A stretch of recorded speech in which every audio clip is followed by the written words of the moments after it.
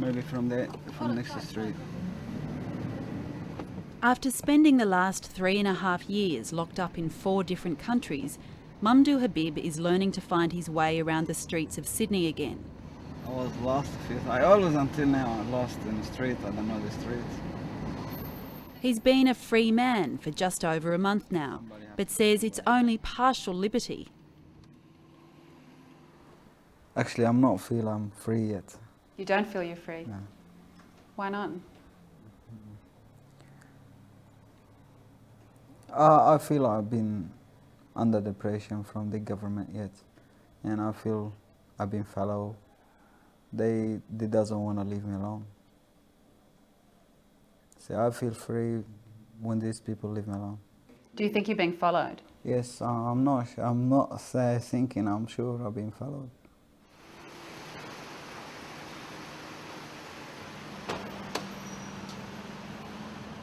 On a recent trip to his accountant, Mamdouh Habib says he spotted a man he knows as an ASIO agent. And I go downstairs for a smoke. I see him, he was next to my car. As soon as he see me, he moved and he tried to go away from me, and I follow him. And when he see me, I follow him, he disappeared. So where did you recognise him from? Before I left, I know a lot of people from the ASIO used to come to my house, and I used to follow by same people before.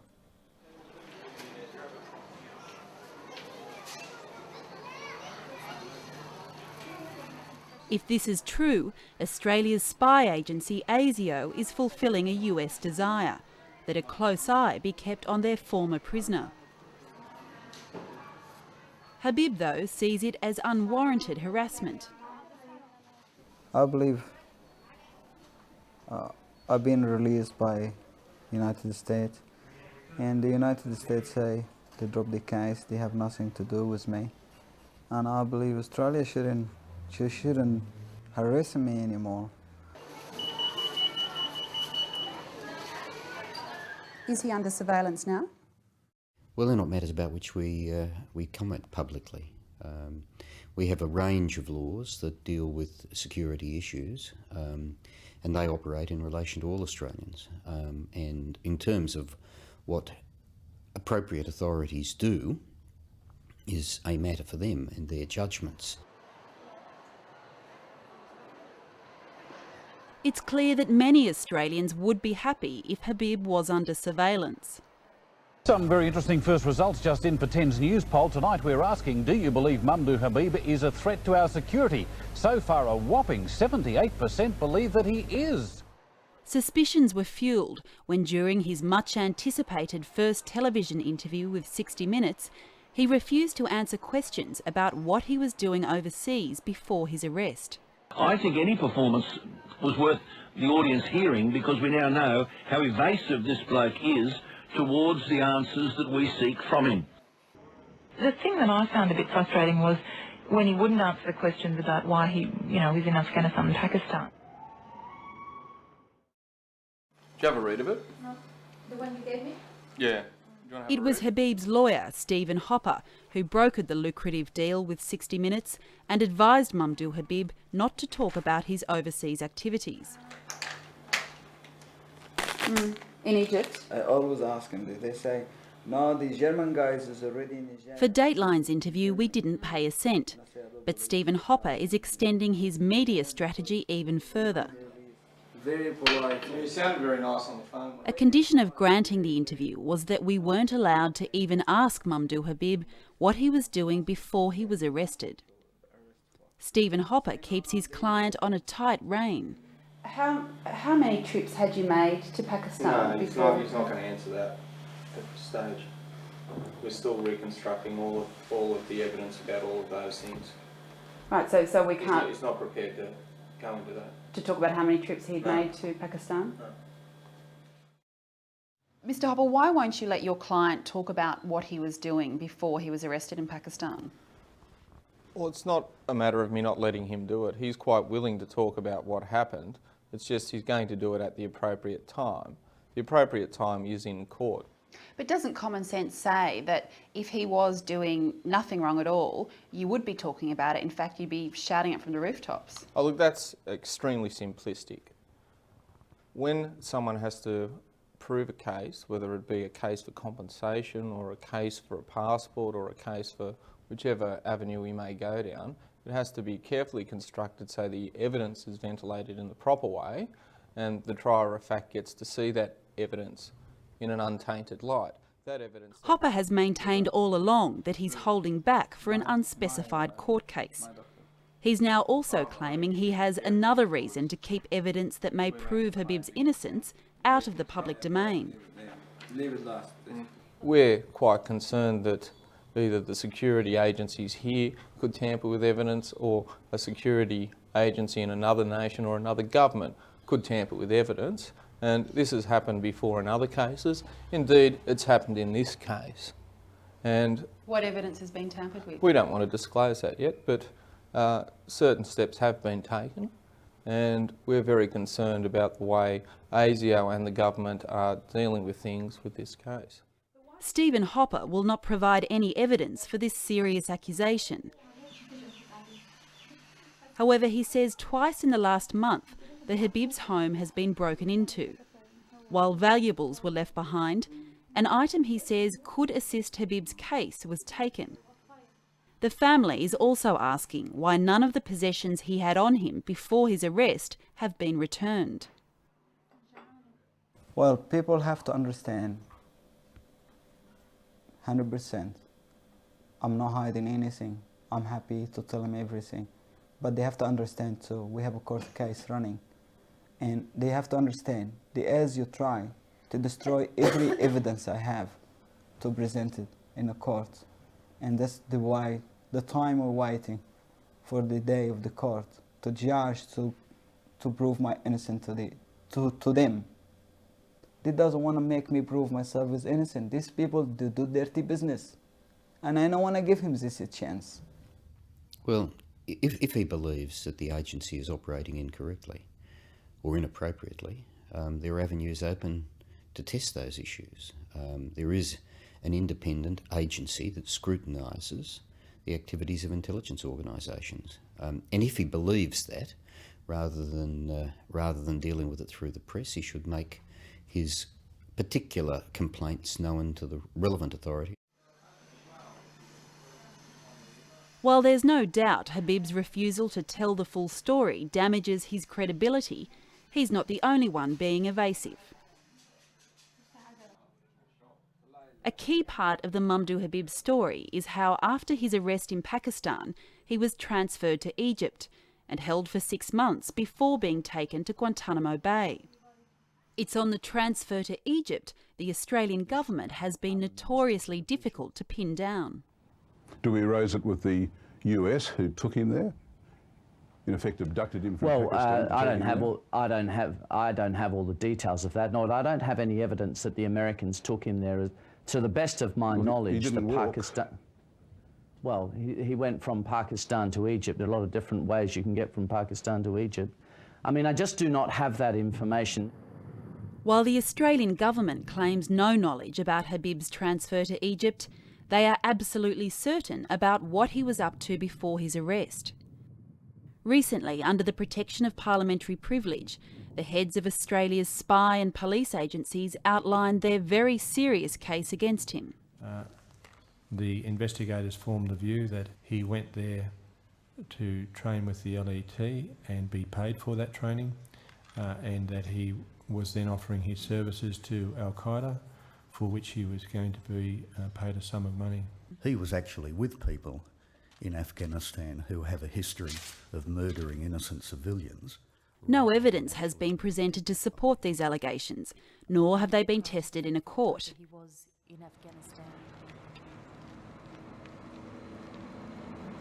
A different set of allegations made by the Americans have had some scrutiny. Last year, the US military was forced to outline its case against Habib to justify his ongoing detention in Guantanamo Bay. At the time, they said that Habib knew about the 9/11 attacks in advance, helped train some of the hijackers, and even planned to hijack a plane himself. Habib's American lawyer, Joe Margulies, has seen the classified file upon which these allegations were based. He's not allowed to discuss what he read, but can reveal that part of the file was based on confessions Habib gave in Egypt. Joe Margulies says this meant the US case against Habib was seriously flawed. Well, if they believed it to be true, they wouldn't have sent him home. They obviously do not believe it to be true. The reason they don't believe it to be true is that by the time Mr. Habib confessed, he would have confessed to absolutely anything. If you'd put a piece of paper in front of him, and in fact he says as much, whatever they put in front of me, I signed. In fact, some of the things he signed were blank documents that they later filled in, which we know from prior people released from Egyptian custody as a standard practice of the Egyptians. He would have confessed to, assassinating Abe Lincoln. There's nothing that he wouldn't have said, and no truth in it. Well, obviously, you can't rely as a basis for a prosecution or a basis for any continued detention on evidence that is so demonstrably ill-gotten. Does any of the case the Australian government has against Habib come from information he gave in Egypt? I'm not aware of any information that was obtained by inappropriate means, and just let me make that very clear. I mean, Australia is very strongly of the view that people should not be tortured, but in relation to the material that I rely upon, it is from third parties, not from admissions by Habib himself, other than information that was obtained when he was interviewed by Australian officials, where there was absolutely no duress. So the central accusation, Mamdouh, that you trained with terrorist groups, is that correct? I never trained with anybody. That's all full of lie. You've never trained? I never trained anything. Have you spent time with any terrorist group? I haven't been with any terrorist group. I work with normal people. I don't know who they are, but I've been never any training terrorist. I never training with anybody. I never know anybody as a terrorist. I never work with any terrorist anyway.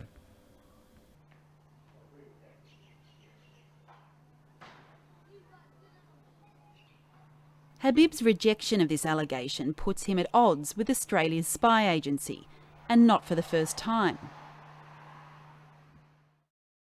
For much of the 1990s, ASIO was watching him, an interest sparked because of his contact with Islamic extremists overseas. But in an extraordinary allegation, Habib says that the agency that was after him also wanted him to spy for them. They ask so many times. I know so many of them. They come to me, they ask me to help him. And I feel I'm gonna be a spy for somebody, and I know this is not my way of life. And I refuse so many times. He says the last time ASIO approached him was shortly before he went overseas in 2001. What he offered me, he told me, you work for us. I said, what do you want me to do? He said, because we got bad people, maybe you got bad people in Australia, they do try to do some bad thing. I said, how I know bad people? I don't know nobody. And he said, we need some to tell us maybe what people do in the mosque and all. And I said, listen, I'm not gonna work for you, I don't work for anybody, and that's my way of life. I'm not on anybody. I can't be two faces.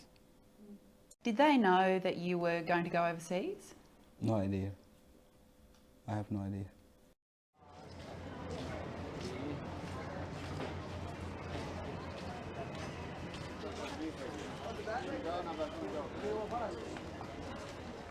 Mamdouh Habib arrived in Pakistan in July 2001. Both he and his lawyer refused to say whether he crossed the border into Afghanistan. His lawyer is sticking to the story he's maintained all along, that Habib was looking for business opportunities and schools. And do you have any evidence to support that? For example, names of schools, information about businesses that he may have got some interest from? We have information relating to Mr. Habib's activities when he was overseas, and that will be disclosed at the appropriate time.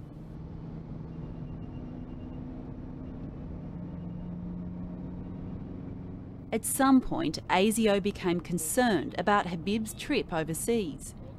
Just a week after the attacks on America on September the 11th, 2001, his family home in Sydney was raided. The head of ASIO recently revealed for the first time they were looking for him. We and others were actively looking for Mr. Habib before the 5th of October because of his activity in Afghanistan and our concern about that. And there was considerable interest in indeed ascertaining his whereabouts.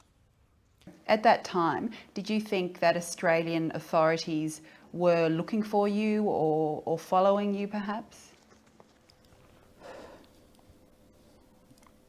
Maybe. Were you aware that you were under surveillance in Pakistan? I'd rather him not get into that sort of stuff at the moment. And why is that? Well, we're building a case and we don't want that sort of information disclosed. Had you seen any other Australians in Pakistan? We don't. We just don't want to touch that sort of stuff.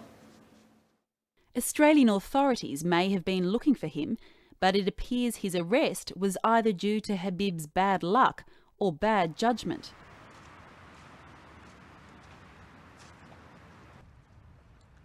Meet Ibrahim Diab. He's one of the German men arrested with Habib in Pakistan and is speaking publicly for the first time. Today he's in Germany, but back in 2001 he and another German-Albanian man were in Afghanistan visiting Al-Qaeda camps. In extensive interviews with German police after his arrest, Ibrahim gave names of people he met in Afghanistan, but never implicated Habib. He said then, and still maintains, that he met Habib for the first time here at this bus station in Quetta, Pakistan. All three men were trying to get to the Pakistani city of Karachi to fly home and agreed to travel together. Midway through their bus journey, the bus was stopped by police. فتوقف صاحب الحافلة وصعدوا اثنين يلبسان الزي الباكستاني رجلين وسألا عن اسمي واسم صاحب الألباني فأجبنا قلنا من أنتم؟ قالوا إحنا بوليس شرطة فأردنا أن نخرج وأن نأخذ الحقائب وممدوح حبيب لم يتكلم بأي كلمة يعني بقي في مكانه فلما أردنا أن نخرج من الحافلة لم يمتلك نفسه فسأل فقال إلى أين تأخذونهما وما الذي تريدون منهما فقال له يعني نحن الشرطة وعندنا أمر في القبض عليهما ثم سأله هل أنت صديقهما أو أنت معهما فقال نعم أنا صديقهما هذا كان يعني خطأ من ممدوح لو أنه سكت. I told him, well, where are you taking? What do you want from them? Habib agrees that he did confront the police who were arresting the Germans. He say, you know this guy? Say, I know him. What's wrong? He say, you're right, you too, you can come with us. I said, what's going on? He say, we talked down off the bus. So why did you make a fuss? Why didn't you just keep quiet? You can't keep quiet to say when you see something wrong. I can't see any reason to take him. You say, well, I want to understand because the guy, firstly, doesn't speak English, and he's very young. Say, I don't know. The German why. guys. Yeah, I don't know why they try to take him. I say maybe some explanation I have to explain for these guys. In hindsight, do you ever wish that you said nothing? No. I'm happy what I said. But didn't that lead to you getting arrested in this whole 3 years beginning? I never blame myself what I did. When you do something good, you never blame yourself for it. I'm happy. A stunning statement given where his intervention on the bus landed him.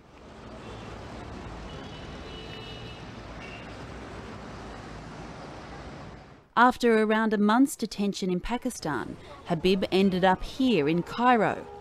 Egypt is a country routinely condemned by the US State Department for its use of torture.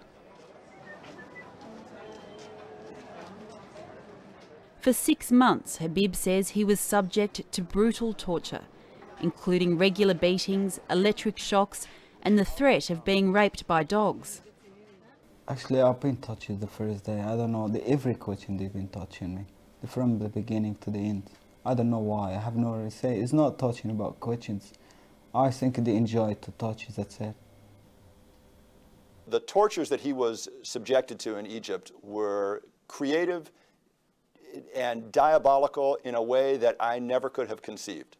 The United States government does not maintain that those tortures were not true. In fact, when he was released, their position now is that there is no evidence that he was tortured in U.S. custody. They are very careful to exclude the fact that he was tortured in Egyptian custody.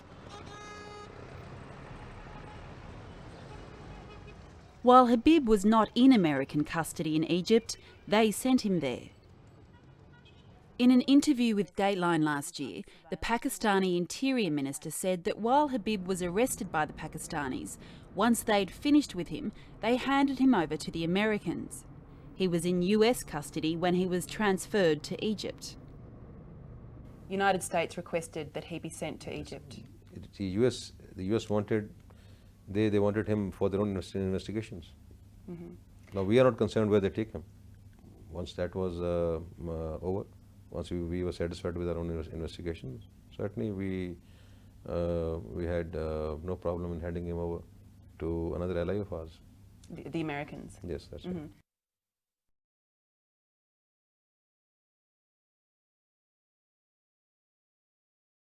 Post 9/11, the United States has increasingly used the secret policy of extraordinary rendition. It involves sending terrorist suspects to countries like Egypt, where they can be interrogated in a way that Western democracies can't. It's effectively the outsourcing of torture. The US gets the information they want without getting their hands dirty. Joe Margulies says Habib's story fits in with what's known about the rendition process. We're not going to get the torturers from Egypt to come forward and say, yeah, this is what we did. This is how we filled the room with water. Here's the lever that we pushed that allowed the water to come into the room and fill up to his neck while he stood in a room with his hands cuffed behind his back. That's not going to happen. But what we have is pieces of it that are corroborated by other people to whom things like this have happened. Other people who confirm now that the United States has for some years been involved in the practice of extraordinary rendition, that's what it's called, and that they have sent people to places like Egypt where they know they're going to be tortured. The main agency involved in extraordinary rendition is the CIA. John Radzin is a former CIA lawyer. He was rendered, if his allegations are true, he was rendered from our control to Egyptian control. What we don't know is whether he was mistreated, or if he was mistreated, whether the administration had any reason to believe that he would be mistreated in Egypt. But let's be clear, if the administration knows that a jurisdiction is going to mistreat someone, is going to torture someone, and they go ahead and turn this person over, this is a violation of US law. Up until a year ago, John Radzin was legal counsel for the CIA. One of his tasks was to build a legal framework around the administration's tough new anti-terror policy. He raises the possibility that if Habib was tortured in Egypt, then Australia may also bear responsibility for what happened. If my assumptions are true, that, and I think they are, that Australia is a part of the Convention Against Torture, that they have similar prohibitions against torture in Australian law, and if the Australians were involved in Mamdouh Habib's transfer, if they had control, if they had jurisdiction over him, or if they shared jurisdiction with American authorities, then I think they're drawn into the responsibility. The other possibility is that they've kept a distance and they've been apprised that the Americans are going to transfer that person to Egypt. That may have different implications, different legal implications, but I think from an Australian's perspective, you would ask, shouldn't my government be doing more to protect me? I'm an Australian citizen, and not to allow me to go to a country that people have a fair reason to believe tortures people. But that's a political question, less so a legal question. Potential Australian complicity in the illegal rendition and torture of Mamdouh Habib is an extremely sensitive issue for the government. It's always sought to distance itself from Habib's transfer to Egypt. I forgot all of them, actually. In late 2001, Madouh Habib was informed by the Department of Foreign Affairs that it thought her husband was in Egypt. As I advised in my fax of 10 December, we believe that your husband is now detained in Egypt. But it stressed it had no idea how he got there. If in fact your husband is in Egypt, as we believe, we are not aware of the details of his movements to Egypt from Pakistan. Now, nearly 3.5 years on, the government says it still doesn't know. Do you agree that Habib was subject to a process called extraordinary rendition, that he was taken by the United States to Egypt for the purpose of interrogation? I can't comment on those matters. I have no personal knowledge, and Australia has no personal knowledge. We were never advised that he was being removed. We sought and continued to seek access to him and sought to find out what had happened to him and where he'd gone. Do you believe that Mamdouh Habib was tortured in Egypt? I don't know. I hear his claims, but I don't know. All I know is that we sought confirmation as to whether he was there, and that was never forthcoming. But we formed a view that he was.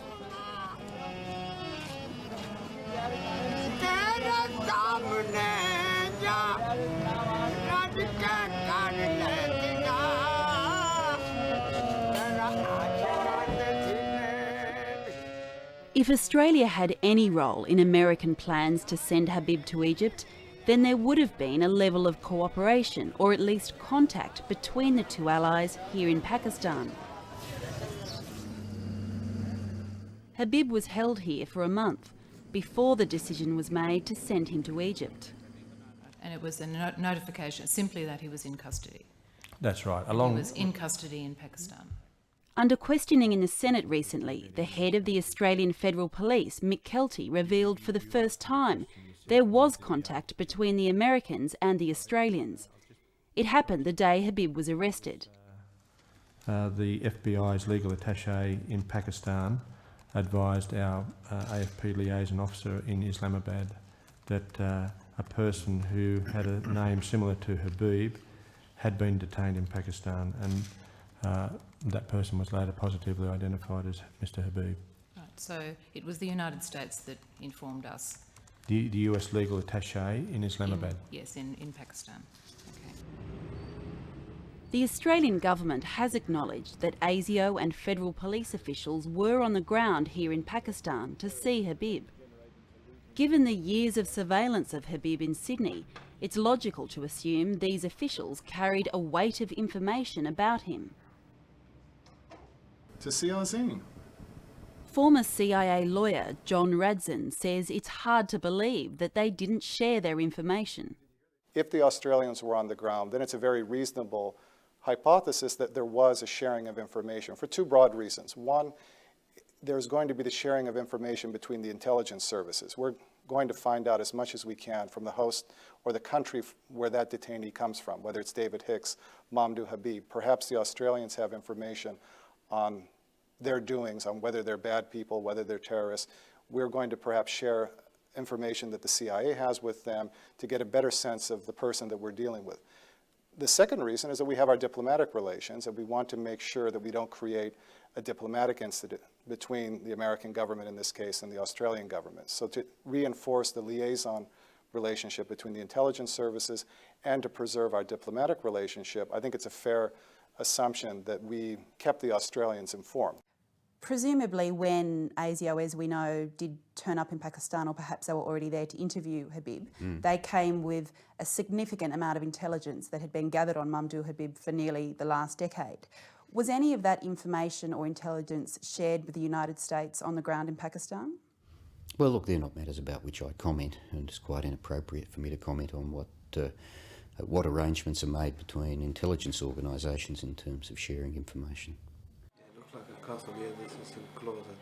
Mamdouh Habib's version of events goes way beyond the question of information sharing.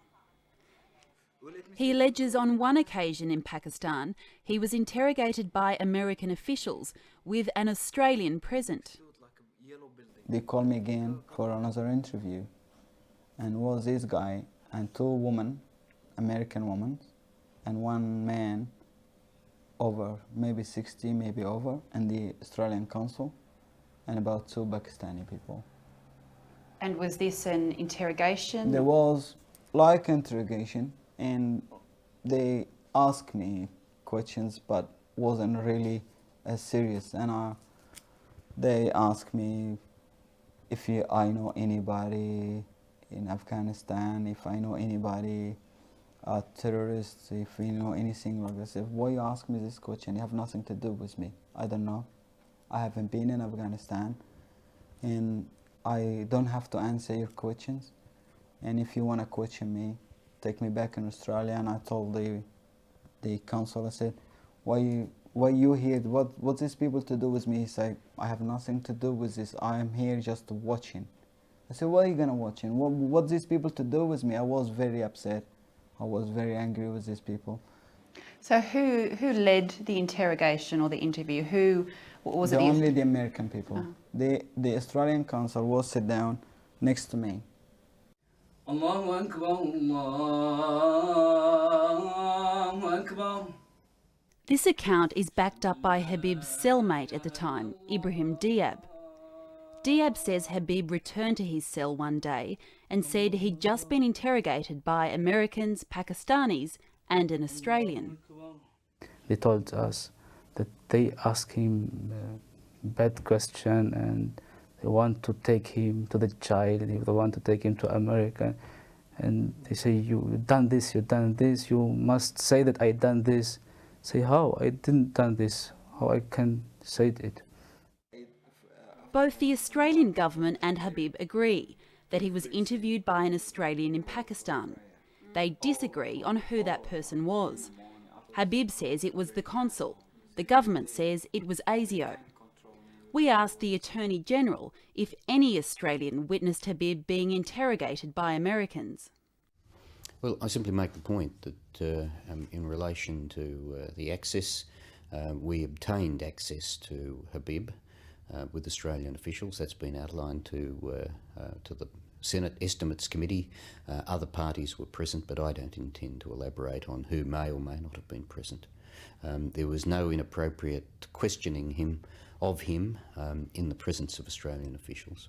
I'm not asking about inappropriate questioning. I'm asking about an incident where Mamdouh Habib says he was interrogated by US authorities in Pakistan, and there was an Australian official in the room watching the interview. And that official was alleged to be a foreign affairs official. It was alleged to have happened at an airport. No, it's not. Well, and no such event took place. And I don't intend to be interrogated as to who was where at particular times. Around a month after his arrest, Habib was taken here, bound and gagged and put on a plane for Cairo. He says the same Australian who witnessed his interrogation by the Americans was also at the airport. The government denies this and denies any knowledge of his impending rendition.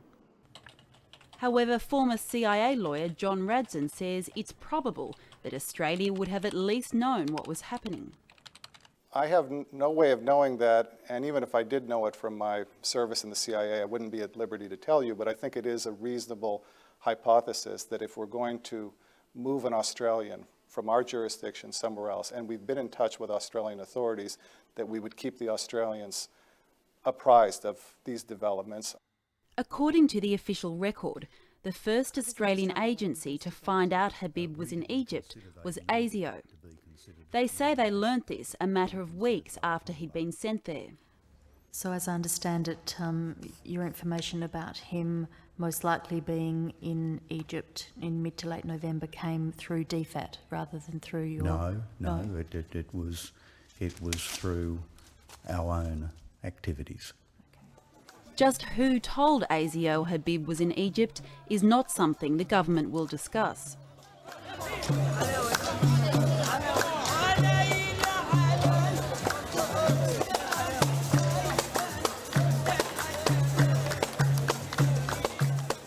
According to Mamdouh Habib, the Australian involvement in his rendition extended to his incarceration in Egypt. He makes the serious allegation that in one particular interrogation session here, he was asked questions specifically about a SIM card from a mobile phone that could only have come from Australia. When they interrogate me, I believe everything they get it from Australia, because they give me phones. They give me about 300 phone number, or maybe more. And they put me in a room, and they tell me, you have to tell us. Some of the phone they have names, some of the phone they have a number. And they tell me you have to give addresses and phone and who is these people and how you know him. And they put me in a room with few guards, and if my hand stop writing, I get beating. So these phone numbers, where could they have come from? I believe they've been taken from Australia, because I don't have any SIM cards with me when I left. Did you have any SIM cards in Pakistan from Australia? No, from Australia I have nothing from Australia. I have, because when you go overseas you have to buy SIM cards. So what you're saying is that you believe that the telephone numbers you were questioned about in Egypt came from a SIM card in Australia? That's positive, yes.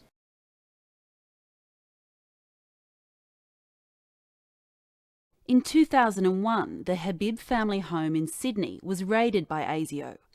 According to the record held by the family, a number of mobile phones were taken.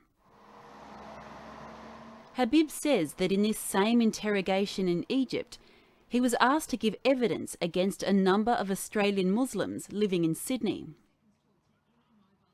And they ask me, they say, they want to be a witness against somebody. And I don't know these people. Maybe I saw him in the mosque, yes. Maybe I saw him in Lakemba, yes. But I don't know what these people do. They tell me the only way to release from here to be a witness against these people, and maybe we'll make you as a witness, we'll release you. Mamdouh Habib has said that on one occasion in Egypt, he was interrogated with a whole set of telephone numbers that came from a SIM card that he left behind in Australia. How did the interrogators in Egypt get hold of that information? I've got no idea. And nor would you expect me to have any idea. I mean, one, I don't talk about what intelligence agencies do and confirm or deny matters of that sort, but I'm simply saying we sought from the Egyptians confirmation that he was there. That was denied, and I have no knowledge of whatever claims he may make. I've got no knowledge. Would it concern you, though, that if information gathered in Sydney by Australian intelligence turned up in an interrogation cell in Egypt? Would that be of concern? Well, look, I don't know. I'm simply saying there are a lot of claims that Mr. Habib has made at different times, which I know to be untrue. You tell me he's made a further claim. It may or may not be true. I don't know. But regardless of whether you believe it to be true or not, is that something that would be acceptable for Australian intelligence to be used in a process of ongoing interrogation and torture of an Australian citizen in another country? Well, let me make this clear. I expect intelligence authorities to do everything they can to avert terrorist activity here or anywhere else. And I expect them to take any lawful steps that they can to deal with those issues. And if that means exchanging information for intelligence purposes, I've got no problem with it. The Attorney-General's comments raise important questions about Australia's role in the global war on terror. If Australia is willing to share intelligence, can we ever be sure it won't be used to torture an Australian citizen or anybody else? What if it does occasion harm? What if it's used in an interrogation where someone is being tortured? I don't care whether it's used in interrogation. Any information is used in interrogation or questioning. I do believe that it is inappropriate to torture people. I've made that very clear. Mamdouh Habib goes even further with his claims of Australian involvement in Egypt. He says that on one occasion he was led into an interrogation room and saw an Australian. They blindfolded me. They tied it up like this. Before they tied it up, I close my eyes very tight, and when they release it, I release my eye. I can see gap from the bottom. If I lift up my head like this, I can see people, and that's what I always do. And this day, they take me in the room, and I see this Australian guy. How do you know for sure he was Australian? He's Australian, the way he talk, the question they ask. And the American, he can understand from the question he asked and the way he talked to. Habib says he heard the American and Australian talking amongst themselves. But once the interrogation began, they let the Egyptian do the questioning. They never question me directly. After this, another one Egyptian guy, the interrogator, came in. He talked to me. I was sit down, and they sit next to him. I can see only their lips. They have paper in their lips. They write questions, and they hand it to the Egyptian guy, and the Egyptian guy start to ask me what they ask me for. This does fit in with what we know about extraordinary rendition, where the whole purpose is for the US to get the information whilst remaining at arm's length. In this particular case, though, there is no evidence other than Habib's testimony, and he has admitted to having memory blackouts in Egypt. And are you absolutely sure about that, Mamdouh? I mean, it was a very stressful time for you. As you said, you were being tortured, you were being forced to take drugs. Do you, in your own mind, feel really confident that you did see that? What? See the Australian and the American there in Egypt? I was positive about these guys. Really like what I see on them. I can see these guys. I can point my finger. I can tell you this the guys. I never lost them from my mind. Did an ASIO officer or any other agent of the Australian government ever see Mamdouh Habib in Egypt? I simply make the point in relation to those matters that we were seeking access to him. If he was there, it was never obtained, and I think that's the end of the matter. We have no knowledge of him being there. We formed a view that he was there, and I think it's quite clear from what I've said that if we formed a view, that we didn't have anybody who would have seen him at any time.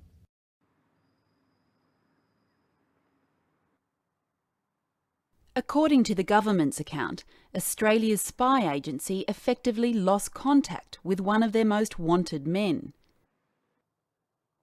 ASIO had been told he was arrested in Pakistan and given access to him.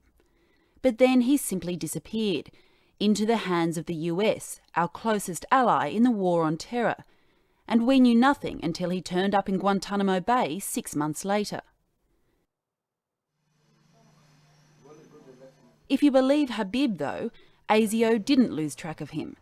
Not only did they know about his rendition to Egypt, but were complicit in his interrogations there. It just seems so unlikely that the United States would not have sought information from one of their closest allies, Australia.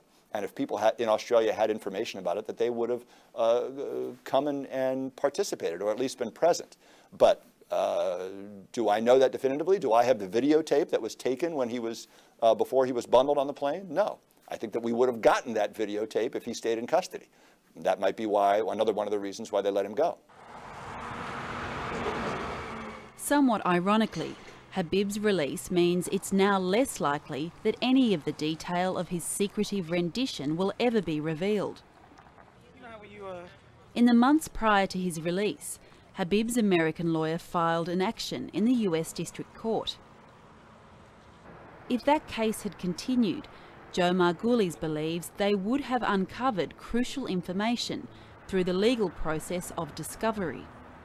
If the conduct was illegal, then we're allowed to explore the actors, the identity of the actors. And I think we would have gotten the tape. I think we would have gotten the still photos. I think we would have learned their identity. We would have been able to find out who they worked for, whose authority they were acting under.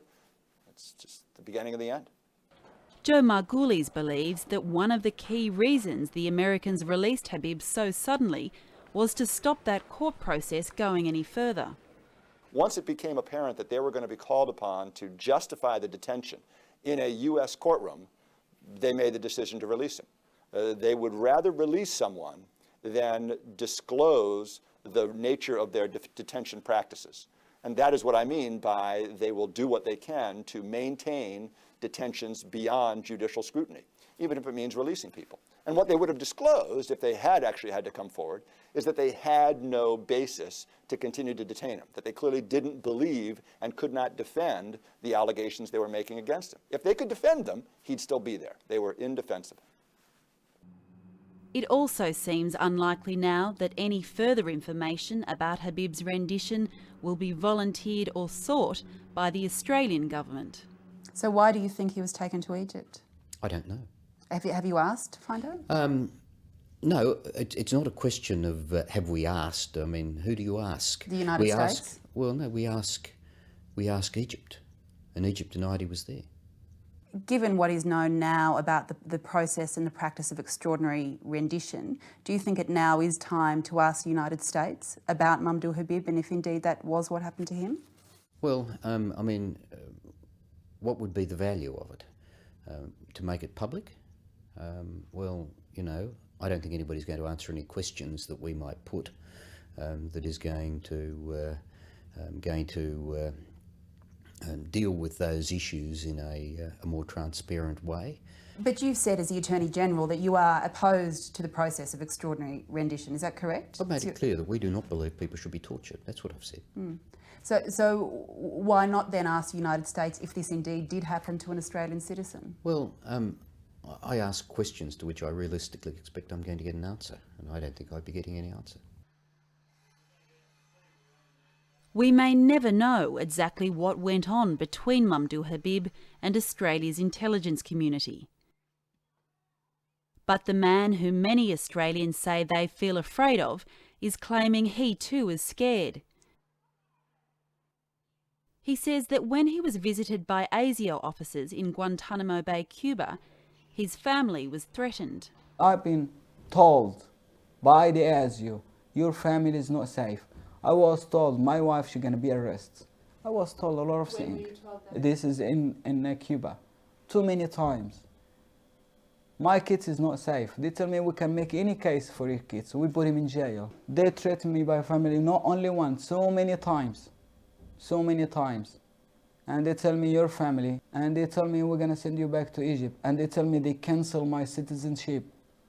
And they tell me you're not Australian anymore. So this is ASIO, not... This, the ASIO. One his name and the other one his name is and the other one he's... He was in Guantanamo Bay? Yes. Guy, I told him, he speak to me in Arabic and I said, I don't want to speak to you so many times. I refused to speak with him so many times. They always bring him to me. He said me, they said to me, that's your wife now in jail, your kids under the hand of the government. Mamdouh Habib says his fear of ASIO is one of the reasons he's holding back on parts of his story. He offers to tell all, including what he was doing overseas before his arrest, if he can be protected from the agency he thinks is out to get him. You're quite welcome to have anything you want. Save me from the ASIO, I tell you what you want. Whatever question you ask. I'm not going to stay here, I'm going to tell you, I ask my lawyer. I'm not going to ask any lawyer. But if you promise me in paper, in writing, you save me from these people. I am here with you now, I don't know what they do in my house. I am here with you, I don't know what they do in my car.